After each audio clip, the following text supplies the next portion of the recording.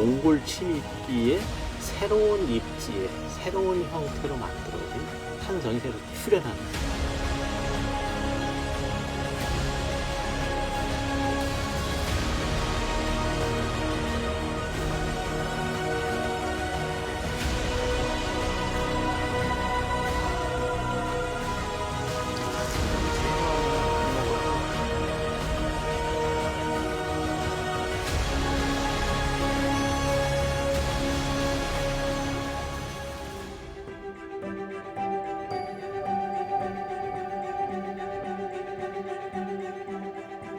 삼 년 전 이맘때 낙엽을 들추며 발견해낸 천년의 기억들. 한계산의 이야기는 어쩌면 지금부터 시작이라는 마지막 메시지와 함께 울려 퍼진 작은 울림이 2025년 오늘 이르렀습니다. 한계산지구 관광 활성화 심포지엄. 안녕하세요. 진행의 아나운서 박지은입니다. 반갑습니다. 오늘 심포지엄을 함께해 주실 7인의 패널 분들을 먼저 소개해 드릴게요. 유재춘 강원대학교 사학과 교수님 오셨습니다. 네, 유재춘입니다. 네, 이상균 강릉 원주대학교 사학과 교수님 모셨습니다. 안녕하세요. 네, 유영심 강원연구원 연구위원 박사님 모셨습니다. 네, 안녕하세요. 네, 김호준 국원문화유산연구원 부원장님 모셨습니다. 네, 안녕하십니까. 그리고 김부호 설악산 전문 사진작가님 모셨습니다. 안녕하세요. 석산사진가 김부호입니다. 네, 그리고 윤형준 인제군청 지역유산 팀장님 모셨습니다. 네, 안녕하세요. 반갑습니다. 네, 마지막으로 이득성 마을주민 대표님 모셨습니다. 안녕하세요. 네, 오늘 여러 가지로 참 의미 있는 자리가 아닐까 생각이 드는데요. 아직 개방되지 않은 곳에 초청받아서 오게 됐습니다. 유재춘 교수님, 오늘 이 심포지엄을 함께하는 이 장소 어떤 곳인지 간단하게 설명 부탁드릴게요. 지금 계신 이곳은 고려 몽고 침입 때에 이 한계산 기슭에 쌓은 이 한계산성의 남문 바로 앞자리가 되겠습니다. 그런데 저희가 이렇게 한 시간 정도 올라왔나요? 등산을 계속해서 왔는데 데크길이 마련이 돼 있었어요. 그런데 들어보니까 예전에는 데크길이 마련되지 않았었다고요. 그렇습니다.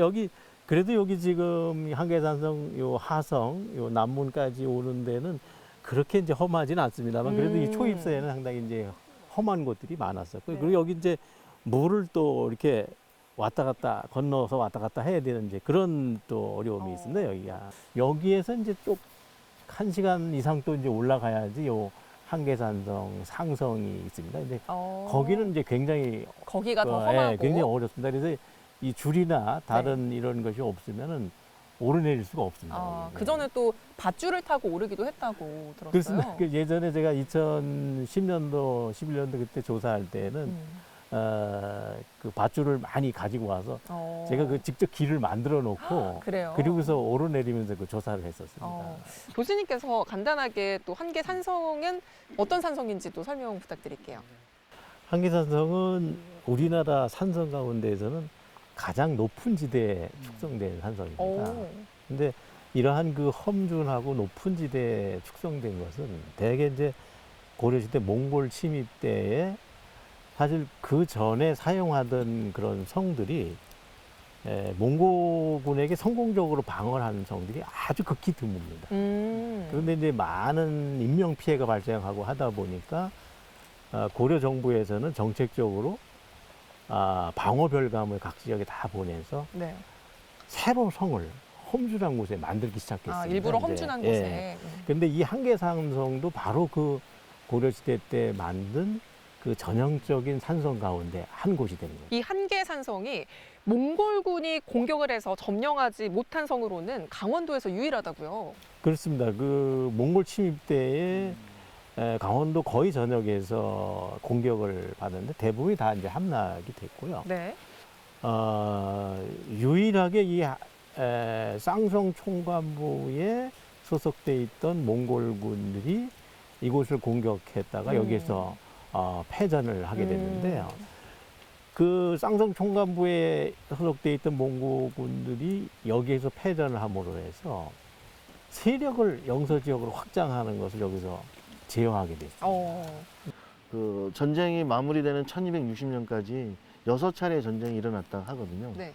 그 중에서 지금 한계산성이 갖고 있는 그 6차 전쟁 1259년에 안흥리 방호배감이 조회가 이끄는 그 분몽 세력을 막아낸 그 전투가 성곽을 공격하고 방어하는 공성전에서 마지막으로 이루어진 승전입니다. 이 승전을 통해 가지고 쌍성 총관부가 영동에서 영서로 오는 걸 막은 네. 그런 역사적인 사실, 그리고 이 승전으로 해서 몽골과의 휴전하는 그런 모습 속에서 대등한 그 고려와 몽골과의 대등한 그 화해가 이루어진 거고요. 그 학술적, 역사적 가치가 뛰어난 성이라 할 수 있습니다. 네, 역사적으로 가치가 뛰어난 또 한계산성인데 7대째 거주하고 계신다고 했는데 구전으로 또 윗세대에게 전해들은 이야기들이 있을 것 같아요. 한계산성에 대한 이야기를 어떻게 들으신 게 있을까요?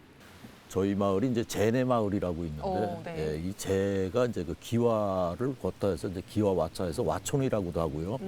거기에서부터 여기까지를 이 사람들이 머리에다 이고서 예, 이 기와를 날랐다고 해서 그 날르는 모습이 시냇물이 흘러가는 모습과 비슷하다 해서 제내 마을로 이렇게 한계산성으로 통해서 그렇죠. 한계산서까지 예, 그러한 얘기들이 전해져 내려오고 있고요. 네. 근데 그 사실은 어느 정도 역사적 사실과 부합합니다. 왜냐하면 얘가 예전에 여기 그 조사를 할 때 이 안에 이제 기와들이 굉장히 많습니다. 네. 많은데 그 기와들이 어디에서 제작됐을까 하는 것을 제가 탐색을 한 적이 있어요. 근데 그 여기에 있는 기와하고 같은 기와들이 지금 말씀하신 그 마을 내에서 상당히 다수가 발견. 그러니까 기와 가마가 아마 거기에 있었던 것 같습니다. 그래서 지금 말씀하신 그쪽 주민분들이 335 이것을 져서 날랐다고 하는 그것 자체는 역사적인 사실과 상당히 부합될 가능성이 큽니다. 그렇군요. 예. 이 한계산에 대해서 오랫동안 연구를 하셨는데 우리 시청자분들도 한계산이 어떤 산인지 잘 모르고 계실 분들도 많을 것 같아요. 간단하게 설명 부탁드릴게요. 백두대간에서 태백산맥 줄기가 쭉 오면서 동쪽으로 갈라지게 되면 설악산, 서쪽으로 갈라지게 되면 한계산이잖아요. 설악산하고 한계산은 금강산에서 뻗어나온 가장 첫 번째 새끼산으로 이야기를 하고 있거든요. 보이는 풍광 자체가 차고 서늘하게 보이는 기운 때문에 설자를 붙이는 거거든요. 네.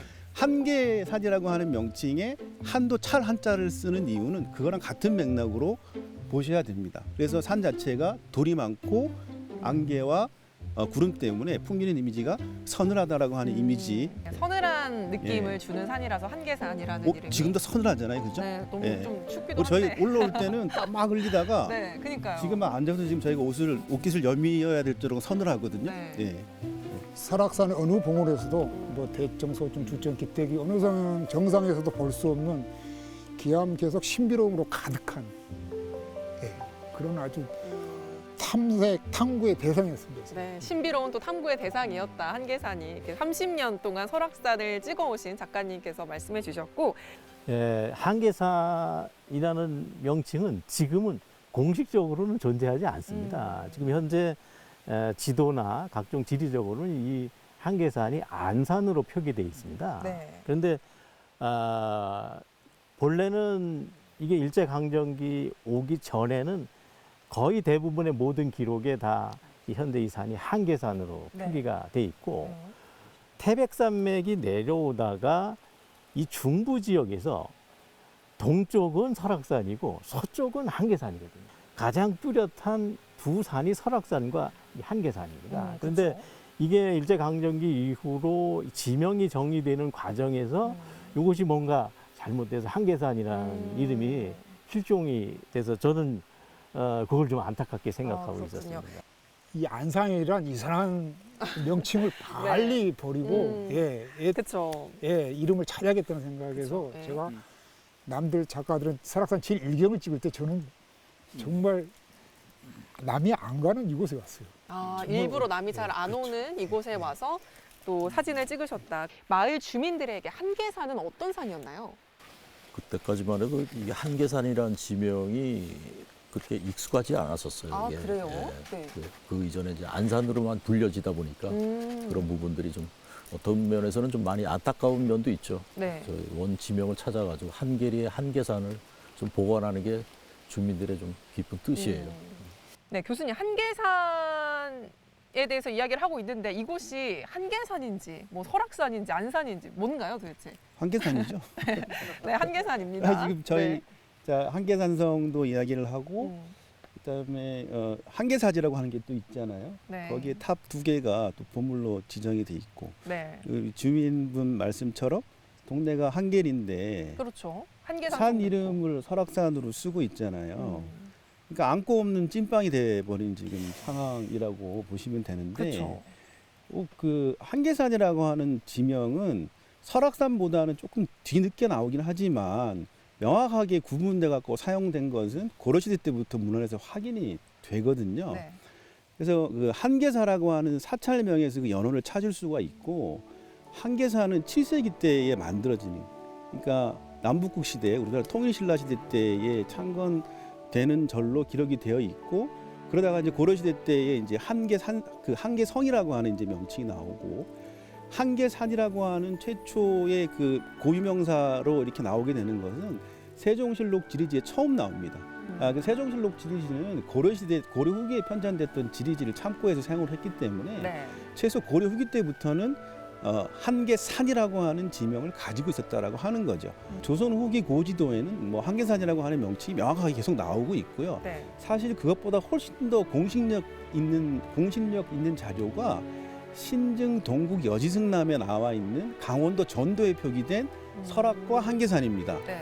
국가에서도 명확하게 설악과 한계를 구분해 가지고 강원도 전도에다 표시하고 있다라고 하는 점에서 보면 여기 뭐 두말할 것 없이 그냥 한계산이라고 사용을 해도 전혀 역사적으로 문제가 없고 현재 지금 이 지역에서 이제 있는 한계산성이라든가 한계사지 그 동네 이름, 마을 이름하고도 좀 부합하는 명칭으로서 손색이 없으니까 한계산이라고 써도 될 것 같습니다. 명확하게 한계산이라고 써야 될 것 같습니다. 네. 그런데 왜 안산이라고 부르게 됐을까요? 안산이라고 하는 것은 한계산 내에 있는 봉우리의 이름을 안산이라고 쓴 거지 안산을 한계산으로 대체한 명칭은 아니다. 이렇게 네. 이해를 하셔야 됩니다. 왜냐하면 안산의 안자라고 하는 것은 안장이라고 하는 뜻이에요. 말안장. 근데 보통 우리가 산 모양을 보게 되면 삼자를 엎어놓은 것처럼 보이죠. 네. 낙타 등처럼 생겼단 말이죠. 그러다 보니까 산명이라든가 봉우리에 안장 안자가 들어가는 산명들이 굉장히 많이 나옵니다. 네. 이 한계산이기 때문에 한계산성이 있고 또 한계사터가 있고 한계봉산이 있고 한계리가 있고 이게 다 연결되는 하나의 자원이거든요.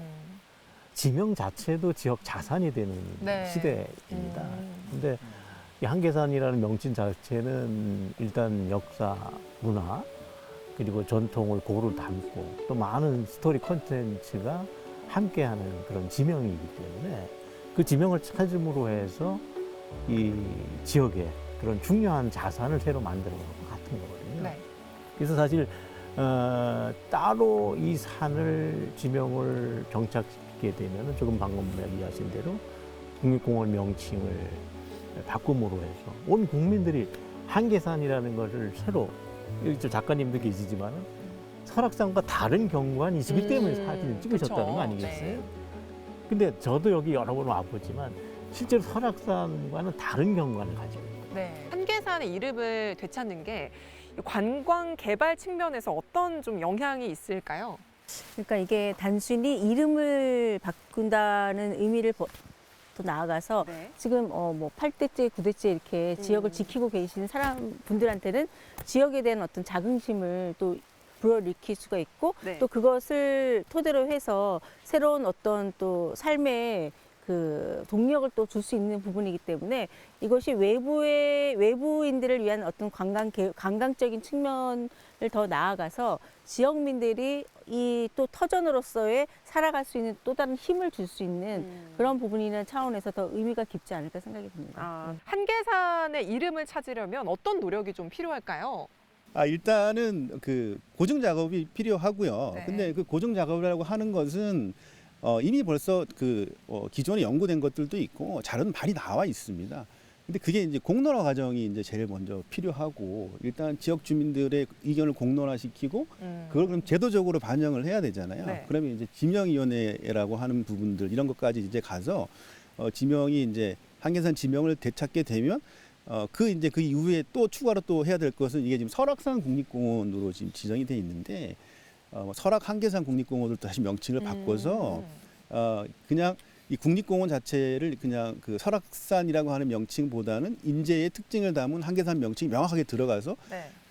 인제가 국립공원을 보유하고 있다라고 하는 자부심은 바로 그 한계산 명칭을 찾고 국립공원의 명칭을 변경하는 것까지 가야 그게 완결성이 되지 않을까. 네. 절차는 그렇다고 보여집니다. 예.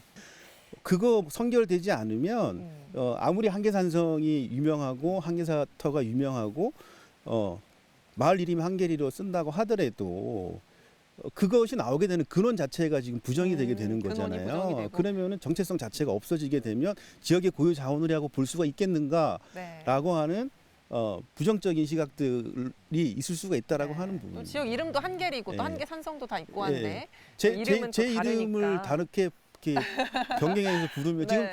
지금 한계산이 굉장히 기분 나쁠 거예요. 그럴 수 왜 있겠죠. 나를 설악산으로 부르고 있는가? 내 이름은 한계산이다라고 네. 오늘 분위기가 이야기를 해주고 있는 것 같은 생각이 좀 들 정도로 빨리 좀 바꿔야 되지 않을까라고 하는 생각이 듭니다. 예, 저희가 이제 한계산을 찾기 위해서 우리가 마을 인제 지역 주민들이 가칭 한계산 보존회라는 타이틀로 네. 예, 지금 진행을 하고 있는데 그 구성원을 좀 우리는 좀 특별하게 했습니다. 지역 주민들이 80년대에서부터 이 설악산 산악구조대 활동들을 왕성하게들 하셨어요. 네. 예, 지금 그 남아있는 대원들로 구성을 해가지고 지금 진행을 하고 있거든요. 네. 이런 게 좀 앞으로 좀 발전되고 해서 한계산 지명 찾는 데 많은 도움이 됐으면 좋겠습니다. 그렇다면 과거에 한계산으로 불리던 때 이름이 한계산이었을 때 우리 조상들은 이곳을 어떻게 향유했는지도 궁금해지는데요. 과거의 사람들도 이곳 한계산을 많이 찾았을까요? 한계산을 알리게 되는 대표적인 인플루언서 두 분을 꼽을 수가 있습니다. 네. 조선시대에는 사면 김창업 선생님이시고요. 네. 그다음에 근현대에 와서는 아마 잘 아실 노상 이은상 선생님이십니다. 보통 우리가 시인으로 많이 알려져 있는데 네. 그렇게 많이 알려지지 않다가 조선시대 때 이 사면 선생이 한계산에 오셔가지고 그냥 한계산에서 와서 그냥 가만히 계신 게 아니라 이 한계산 일대를 다니시면서 그것을 기록으로 남겨놓고 시도 지으시고 이제 그러시죠. 그리고 그분이 이제 남겨놓은 글들이 그 장동 김문을 따르던 그 문인들을 통해서 이제 막 알려지게 되는 거예요. 그러다 보니까 사람들이 이제 한계산으로 이제 몰려오기 시작하게 되는 거죠. 네, 그래서 이제 과거 사람들이 한계산을 잘 알지는 못했으나 여러 작품으로 또 한계산이 이제 알려지게 됐다. 그 노상 이은상 선생 이야기를 안 할 수가 없는데요. 네. 이분이 유명한 시인인데 1933년에 열흘 동안 지금 한계산과 그 속초의 설악산을 여행을 하시면서 여행기를 37회를 연재를 하십니다. 그 설악행각이라고 그래요. 설악행각. 네. 물론 설악이라고 하는 명칭을 쓰셨지만 인제부터 여행을 시작을 하시고 지금 여기 한계산동도 왔다 가십니다. 그게 나중에 책으로 간행이 되면서 베스트셀러가 되는 거예요. 여러 작품으로 또 한계산을 알려서 또 더 유명해졌는데 또 현 시대 인플루언서라고 하면은 우리 김구호 작가님이라고 또 하실 수 있을 것 같아요. 많은 작품으로 이제 한계산을 알리셨을 텐데 예쁜 한계산을 담은 작품을 직접 또 가져오셨다고요? 아, 예. 네, 정말 예쁘네요.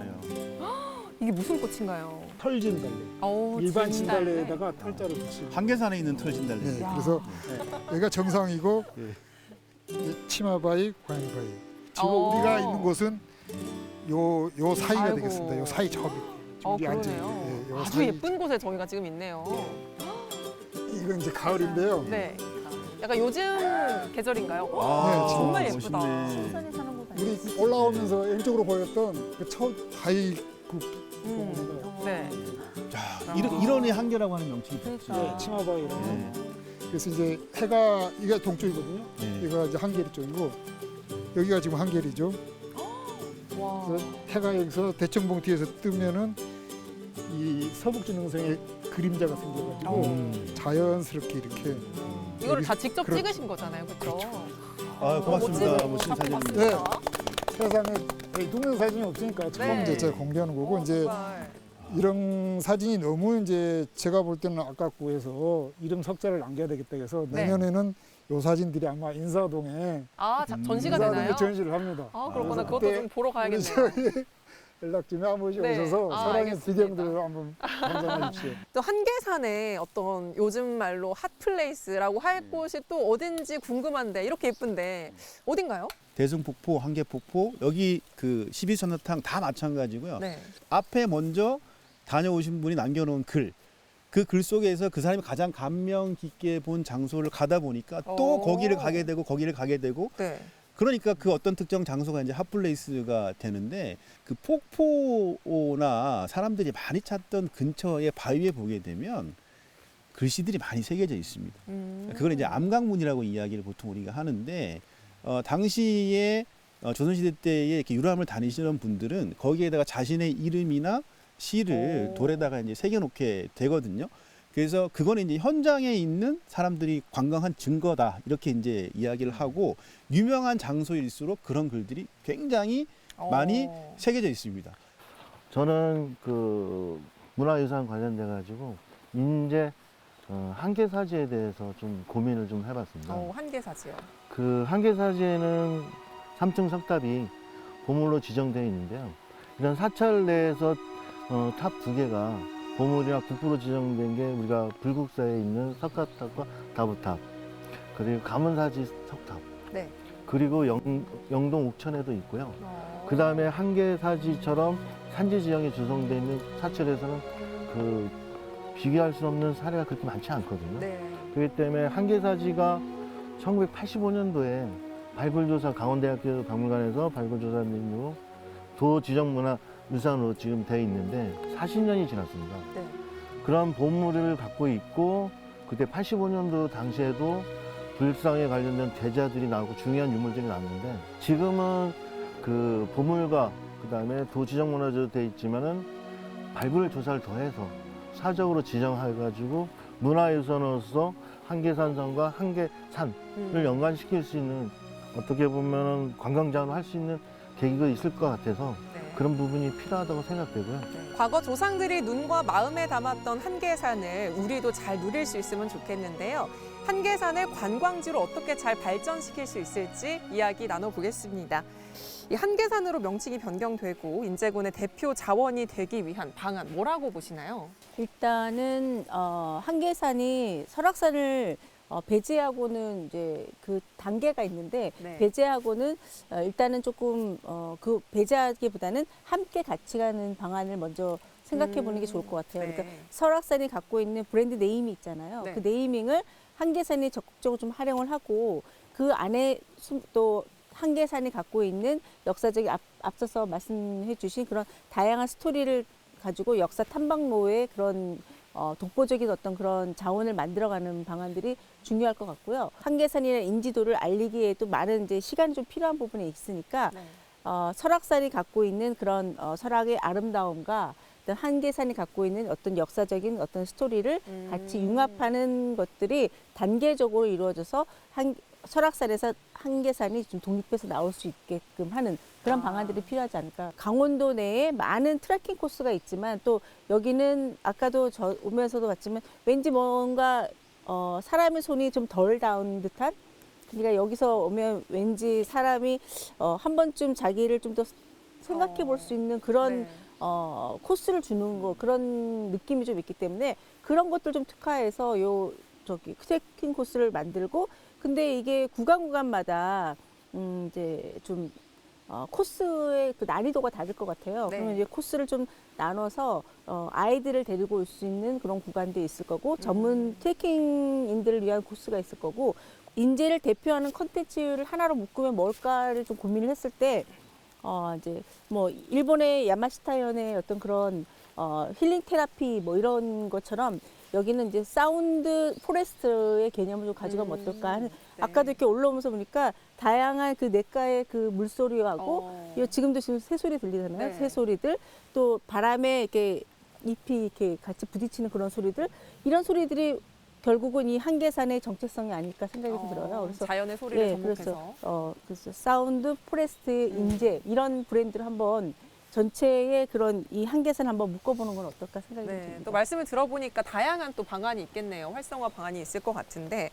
한계산은 또 인제 지역의 역사를 품고 있는 자원인데요. 이와 비슷한 역사 이야기를 가진 또 관광으로 발전시킨 사례들이 있을까요? 나라에 대한 어떤 충렬, 충성 뭐 이런 것들이면 교육 콘텐츠로도 굉장히 활용이 가능할 수 있는 네, 부분인 네. 것 같아서 그런 부분들도 한번 이렇게 스토리를 좀 더 발굴한다 그러면 여기도 이렇게 하나의 어떤 자연을 생태 체험뿐만 아니라 교육적인 어떤 그런 순례길로서의 그런 역할도 충분히 할 수 있을 거라 생각이 듭니다. 네.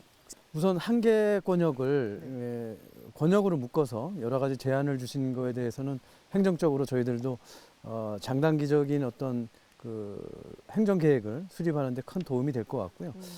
일부 지금 여러 선생님께서 말씀 주신 것처럼 한계 권역을 한계산성이라고 하는 국난극복 요적에 좀 제한되지 않고 자연 생태 쪽과 포함해서 불교 유산 또 유람 문화를 중심으로 했던 그런 유산들도 좋은 콘텐츠로 네.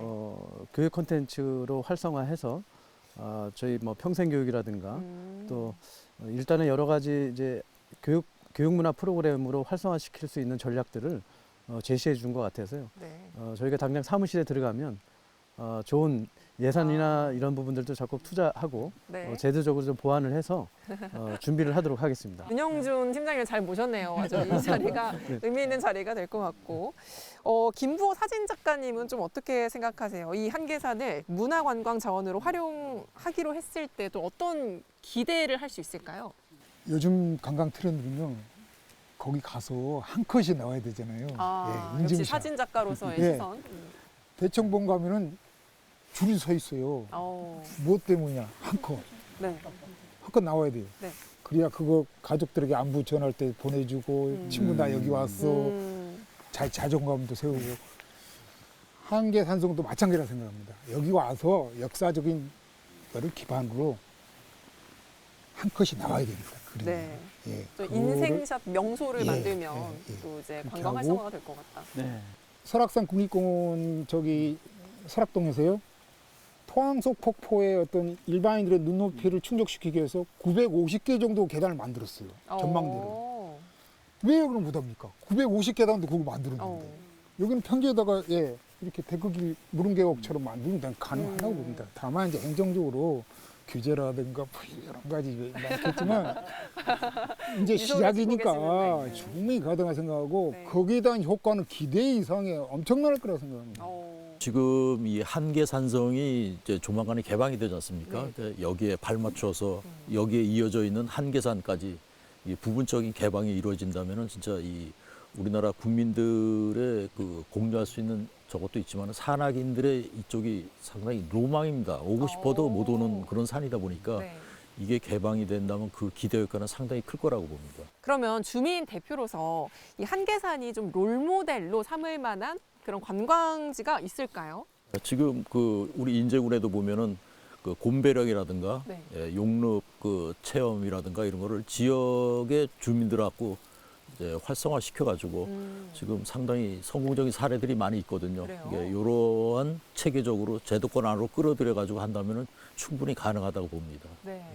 저희 한계산성 탐방로도 사실은 그 예약 탐방을 이제 준비를 계획을 하고 있습니다. 그러니까 무분별한 탐방은 네. 좀 실패 사례가 있습니다. 설악산에도 여러 군데 실패 사례가 있고요. 그래서 예약 탐방은 저희가 이제 규제 좀 말씀해 주셨는데 규제 부분을 저희가 지난 10년 동안 굉장히 고민을 많이 해왔습니다. 네. 여기가 국립공원 지역이면서 국가 사적구역이고 또 산림청의 이제 산림보호 지역이기 때문에 일반 탐방객들의 생명과 안전을 보호해주고 또 탐방 서비스라든가 이런 것들을 적절하게 그 행정적으로 지원을 해주고 그를 통해서 탐방 서비스 또 역사 교육이나 이런 부분들이 적정하게 서비스가 탐방객들에 제공되기 위해서는 이런 부분들이 해결이 돼야 되는데요.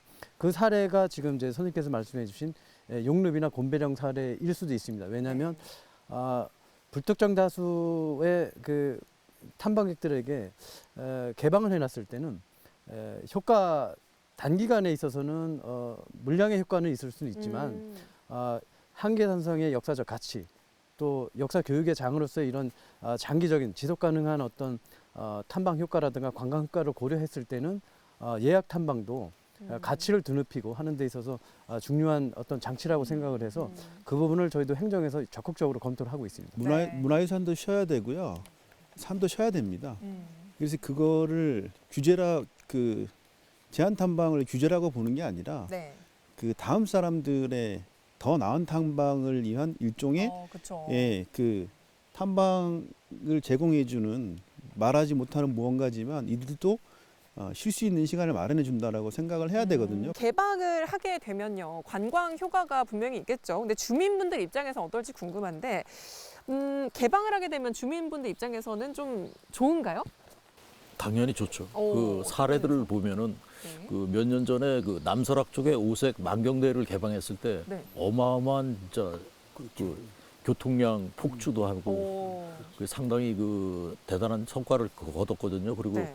추후에 아까도 말씀하셨지만 외설악 쪽에 토항폭에 둘레길을 조성을 했어요. 네. 그거 생기고서도 탐방객들이 어마어마하게 늘어났거든요. 오. 그러니까 지금 한계산 같은 경우에 개방이 된다면 그거 몇 배의 효과가 있을 거라고 생각합니다. 그렇군요. 네, 지역 경제 활성화 효과가 그렇죠. 있을 것 같고. 어마무시합니다. 예. 우리 작가님 격하게 끄덕이셨는데 또 한 말씀 더 들어봐야겠어요. 지금 말하신 네. 토항성 폭포 네. 950개다. 그다음에 또 만경대. 원정대 앞에 네. 만경대, 오색 만경대 그 짧은 구간이거든요. 네. 그거 오픈하는 거. 그거에 비할 바가 아니죠, 여기는. 예. 그쵸. 어마무시하죠. 예. 네. 또 한계산성을 공개하거나 이런 또 일도 있는데 이런 것에 대해서 행정적, 제도적 지원은 또 어떻게 준비하고 계신지 궁금하네요. 우선 지난 한 20년 가까이 저희가 이제 학계, 강원대학교 지금 유재춘 교수님 비롯해서 여러 연구기관들과 또 발굴기관들과 조사 연구를 해서 좋은 성과가 있었습니다. 네. 국가지정 사적이라고 하는 네. 지정 성과도 있었고요. 그 지정 성과는 한계산성의 이제 정체성, 역사성을 밝히는데 큰 이제 주력을 해왔고요. 그게 10년 동안 이루어졌었는데 또 앞으로 10년은 사실은 이제 안정적으로 탐방 서비스를 제공해 주어야 되고요. 조금 전에 말씀드렸지만 이쪽 구역이 굉장히 우리나라에서도 가장 규제가 심한 지역입니다. 국가지정 사적 구역이면서 네. 산림보호구역, 국립공원의 핵심 많은 게 구역이기도 얽혀 하고요. 있군요. 그래서 이 탐방로는 일반 사람들은 그냥 길을 일반적으로 탐방로를 걷지만 그 안에는 행정적으로 저희가 지원해주고 생명과 안전을 보장해줘야 된다는 고시라고 하는 탐방로 고시라고 하는 절차가 있었습니다. 그래서 그 절차를 안정적으로 저희가 고시를 거쳐서 지금 탐방로 개방을 앞두고 있고요. 두 번째로는 저희가 탐방 기반 시설에 대해서 사실은 지금 투자를 하고 있습니다. 인제군에서. 탐방 기반 시설에는 조금 전에 오시면서 보았겠지만 공사를 하고 있습니다. 탐방 지원센터를 저희가 한 70억을 들여서 준비를 하고 있고요. 일정은 내년 상반기쯤에 저희가 이제 탐방로는 이제 준비를 다 됐고요. 네. 이제 예약 탐방제의 제도적인 문제라든가 그다음에 조금 전에 설명드렸던 탐방 지원센터의 공간이 네. 준공이 되면 여러 가지 이제 지역 주민들과 공감대도 형성을 하고 행정적인 준비를 해서 내년도 상반기에 6월 이전에는 준공이 될 걸로 생각을 하고 있습니다. 네, 알겠습니다. 네. 기대가 되는데요. 탐방 지원센터는 주차장부터 저희 지금 남문 저희가 지금 논의하고 있는 이 장소까지 한 1km 정도가 되고요. 이 지원센터에서는 휴게 공간, 그 다음에 전시 홍보 공간, 이런 공간들, 그 다음에 역사 조형물을 볼 수 있는 이런 그 공원도 조성되어 있고요. 이 공간에서는 탐방객들에게 한계산성의 진정한 가치, 또 역사성을 보여줄 수 있는 홍보 공간을 비롯해서 네. 조금 전에 말씀드렸던 예약 탐방제를 통해서 그 관리 동선도 제공해주고요. 네. 여러 가지 그 한계산성에 대한 역사적인 정보 이런 것들을 취득해서 안정적으로 탐방을 할 수 있도록 저희가 준비를 하고 있습니다. 내년 정도면 탐방 지원센터가 건립이 돼서 완공이 되고요. 그래서 안정적으로 개통까지가 이루어질 수 있을 것 같고요. 한계산성 상성지구 일원이 한계산 일대로 추정이 되는데 이에 대한 추가 공개나 보존 관리 대책은 또 있을까요?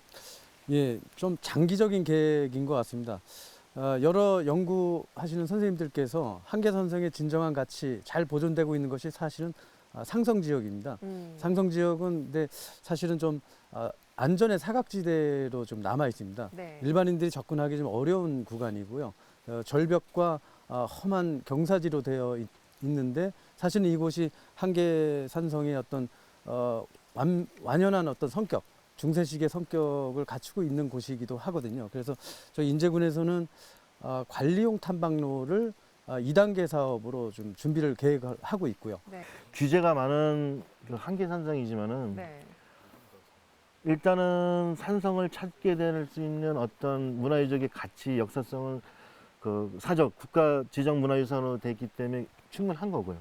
그에 따른 스토리텔링 같은 거를 좀 찾아야 될 것 같습니다. 일단은 저는 개인적으로 상성에 있는 천재단에 주목을 하고 있는데요. 그때 당시 몽골군과 항전을 한다는 것 자체는 죽음을 각오하고 해야 되거든요. 그러면은 이 한계산 꼭대기에 이 인제를 중심으로 강원도 일대에 있는 그 피난 온 사람들이 왜 이 한계산성을 찾아서 왔을까? 개인적으로는 일차적인 거는 산성 내에서 한계사에 있었던 승려들이나 그 신도들이 왔을 가능성도 있고요. 천재단을 보면은 도교와 불교에 관련되는 내용이기 때문에 사찰과 관련되지 않은 여러 백성들이 그걸 의지해가지고 신앙의 대상처로 죽지 않고 살기 위해서 산에 올라왔지만 함락되면 죽을 수밖에 없는 상황에서 믿음의 신앙처이기 때문에 산재단을 주목하고 있는 거고요. 결국 산재단까지 올라가기에는 지금 탐방로가 너무 지금 올라가 본 분들한테 여쭤보면 너무 위험하다는 얘기를 하시더라고요. 네. 그렇지만은 저는 개인적으로 그런 생각입니다. 역사를 사랑하는 산악인이 죽기 전에 한 번은 가야 될 장소로서의 천재단. 모든 그 탐방기에 올라갈 수는 없지만은 그 올라갈 수 있는 분들에 한해서는 찾아갈 수 있는 그런 스토리텔링과 포인트를 찾아주는 게 좋지 않을까 생각합니다. 작가님이요, 여기 한계산의 비경, 그래갖고 100경을 하든 50경을 하든 18경을 하든 10경을 하든 그런 거를 자꾸 해서 알리셔야 돼요. 그러니까 한계산 10경 아니면 한계산 18경. 네. 아, 좋은 거. 한계산 인플루언서로서 또 네. 어깨가 무거워졌을 주제까지 것 정해 같은데 이렇게 또 이야기 나눠봤는데 유영신 박사님께서 생각하시기에 이렇게 개방을 하면 물론 당연히 얻는 것도 있겠지만 잃는 것도 있을까 하는 또 우려가 조금 들기도 하는데 이에 대해서 무조건 다 개방하고 누구나 다한테 주는 것보다는 약간의 신비감을 갖는 그 희소성이라는 그 아무나 접근할 수 없다. 그 어떤 일정한 기간, 또 일정한 그 소수의 사람들만이 이제 개방으로 통해서 온다 그러면 희소성 있게 그 부분 개방을 한다든가 아니면 어떤 시기별로 개방에 대한 것들을 조금 조절을 한다 그러면 그 방문하는 방문객의 입장에서도 그런 마음이 여기는 보호해야 되는 부분이고 내가 여기 이렇게 내년에 또 오고 또 우리 후대까지 올 수 있게 해서는 내 스스로도 이 자원에 대한 어떤 가치에 대한 보호 의식이라든가 이런 것들도 생길 거라고 생각을 해요. 이게 한계산성을 입장료를 받는 것도 저는 나쁘다 생각하진 않아요. 왜냐하면 사람들이 돈을 내고 가는 마음하고 돈을 안 내고 하는 마음은 그렇죠. 그런 심리가 있다고 하더라고요. 틀리기 때문에 거기에 대한 것 앞으로는 저는 우리 강원도의 이런 자연들은 다 돈을 받았으면 좋겠어요. 이게 사실은 네. 공공재였기 때문에 네. 우리 강원도민은 계속 이거 보호하는 데는 정말 그 했는데 실질적으로 내 삶에 의해서 삶에 뭔가가 이렇게 혜택받았다는 느낌? 내 주머니에 뭔가 들어가는 그게 된 거는 없었어요. 그러니까 그런 것들 우리는 이제 이런 보호 차원에서도 우리 강원도민들은 충분히 받을 수 있다고 저는 생각하기 때문에 이제는 뭐 관람객들이라든가 관광객들도 이런 보호 차원이라든가 내가 어떤 것들이 이런 신비로운 자연을 보는 데 있어서 기꺼이 낼 그렇죠. 정도의 우리 수준은 됐기 때문에 요거 입장료 같은 것도 한번 저는 고려해봐도 좋을 것 같은 생각이 듭니다. 입장료가 자연한테 돌려준다라고 그렇죠. 생각하면 되잖아요. 네, 그럼- 그거 가지고 예, 여기 지금은 거의 이제 정비도 그런 하고 보수도 네. 하고 마음을 다 그런 생각을 거의 다 이제 갖고 있기 때문에 저는 입장료를 받는 부분도 한번 고려해볼 필요가 있을 것 생각이 의견 듭니다. 들어봤고요. 또 주민 또 분의 입장을 또 들어봐야 될 것 같은데 입장료 받는 거에 대해서 어떻게 생각하세요? 글쎄 그것도 한 방법이긴 한데요. 그 다른 지역처럼 상품권으로 대체할 수 있다면은 그 돈을 지역의 내면은? 상경계에도 많이 도움이 될 것 같아요. 이것도 좋은 생각이네요. 또 여러 의견을 나눠봤습니다. 또 하나는 이제 주민하고 이제 상생 부분에 대해서 고민을 해본다 그러면 네. 우리나라는 이게 탐방로라든가 이런 것들이 제주도하고 좀 이렇게 제주도의 그런 길하고 틀린 게 뭐냐면 제주도는 길을 이렇게 가다가 언제든지 내가 돌아갈 수도 있고 거기서 다른 것들을 이렇게 연동할 수가 있는데 우리나라 길을 이 탐방로는 일단 들어가면 종주형이에요. 일단은 들어갔다가 돌아오지 않으면 그 중간에 빠질 수 있는 길이 없기 때문에 마을하고 상생하는 것이 굉장히 어려워요. 근데 여기 이제 한계산성에 여기가 막 개방된다 그런다면 어쨌든 한계리가 그 마을이 입구가 되는 그 부분이다면 이 입구가 되는 이 마을에서 이 한계산성으로 진입하는 이 관광객이라든가 이런 사람들을 맞이하는 데 있어서 우리가 지역 주민들이 같이 상생할 수 있는 부분에 대한 고민은 좀 필요하다고 생각해요. 그래서 뭐 숙박이 될 수도 있고 예를 한계산성의 주민들 스스로가 어떤 지킴이 역할도 될 수 있고 해설가의 역할도 할 수도 있고 저는 이제 이런 산에 들어온다 그러면 그런 마을에서 그런 도시락 사업 같은 거 갈 수 있으면 참 좋겠다는 생각을 좀 한 적이 있었거든요. 한계리의 그런 웰빙 도시락 같은 것들 한번 고민해 보는 것도 다양한 방안을 생각을 예. 해 보셨네요. 예, 그렇게 하면 좀 좋을 것 같아요. 이렇게 각계 전문가 분들의 이제 이야기를 들어봤는데 주민분께서 보시기에 이런 의견 들었을 때 좀 어떠세요? 마음에 좀 드세요? 저희들도 그런 부분들을 고민을 했었어요. 그리고 네. 어느 정도 준비하려고 지금 진행을 하고 있는데 상당히 고무적이죠. 저렇게 우리 지역에 같이 상생할 수 있는 여러 가지 이유니까 활성화가 됐으면 좋겠습니다. 그런 부분들이. 물론 먹거리도 있지만은 저희가 지금 이제 자부하는 게 그나마 여기 탐방객들의 안전을 위해서는 그동안에 우리 산악구조대 출신들이 있다 보니까 그런 분들이 안내를 한다든가 뭐 같이 산행을 돕다든가 여러 가지로 지금 활용할 수 있는 방안들을 많이 강구하고 있거든요. 조선시대 때는 스님들이 안내를 했거든요. 산길을 잘 아니까. 근데 지금은 뭐 안내자가 없으니까 요즘은 마을 주민들이 그런 역할을 가이드 역할을 해주시면 그렇죠. 특히나 그 부분들이 여기에 뭐 옛부터 이제 나물이라든가 약초 캐러들 많이 다녔으니까 산세만은 좀 잘 알고 있죠. 저희가 이제 탐방 예약제는 아까 유영식 박사님 얘기했던 희소성의 가치를 높이는 방법, 또 설악권에서 사실은 이 한계선이 가지는 위치가 사실은 국가 수호 유적, 또 국난 극복 요적이라는 키워드를 가지고 있습니다.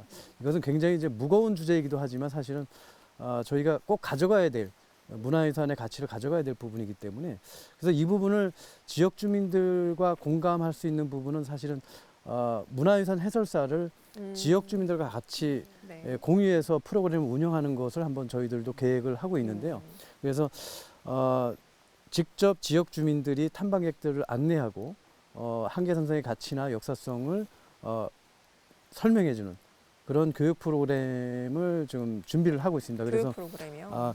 금방은 안 되지만 장기적으로 계속 교육하고 보수 교육하고 해서 지역 주민들이 적극적으로 이 지역 유산으로서의 가치를 드높이는 방법을 한번 고민을 한번 해보도록 하겠습니다. 네, 이렇게 각 전문가 분들께 이야기 들어봤습니다. 이곳은 인제구 한계리에 위치한 한계산성이고요.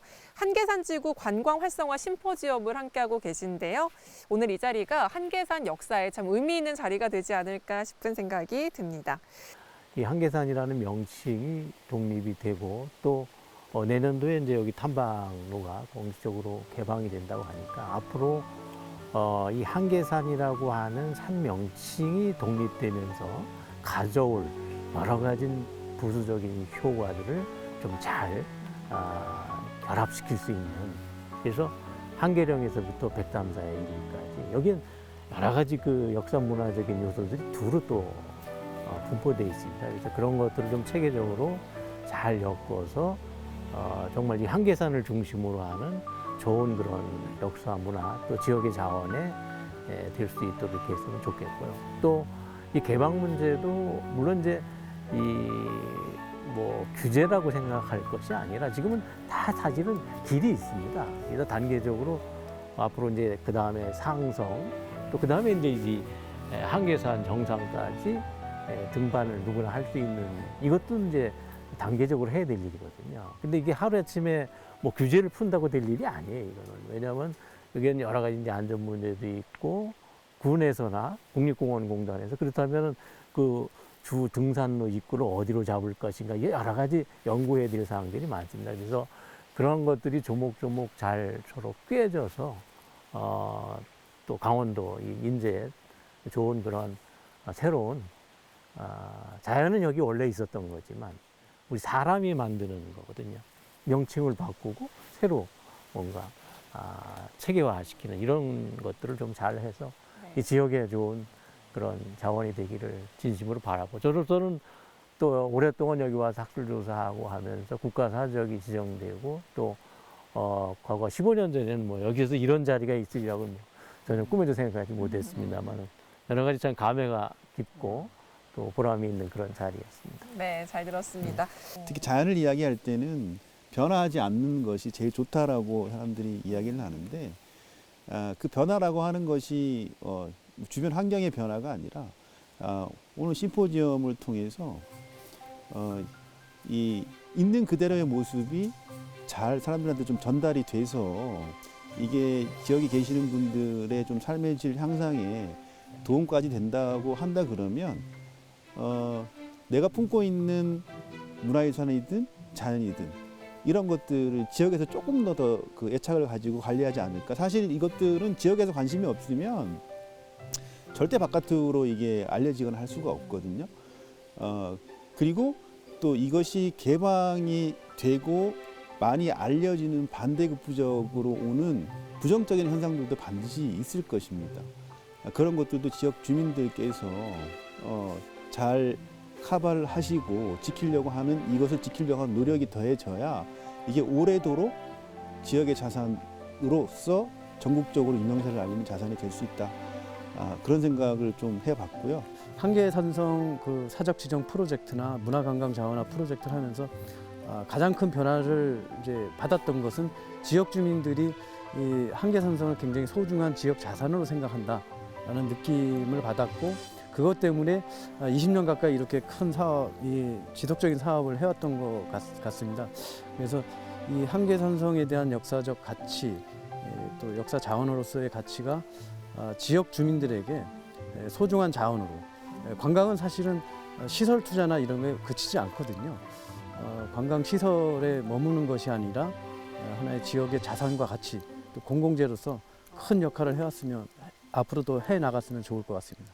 네, 말씀 잘 들었습니다. 한계산은 높고 크며 절경이니 영동의 으뜸이다. 지금으로부터 200여 년 전 정약용의 눈에 비친 한계산의 모습이라고 합니다. 오늘 저희가 나눈 의미 있는 대화들이 100년, 200년 후에 한계산의 모습을 또 어떻게 바꿔놓을지 기대가 됩니다. 네, 한계산지구 관광 활성화 심포지엄 여기서 마치겠습니다. 함께해 주신 여러분 고맙습니다. 고맙습니다.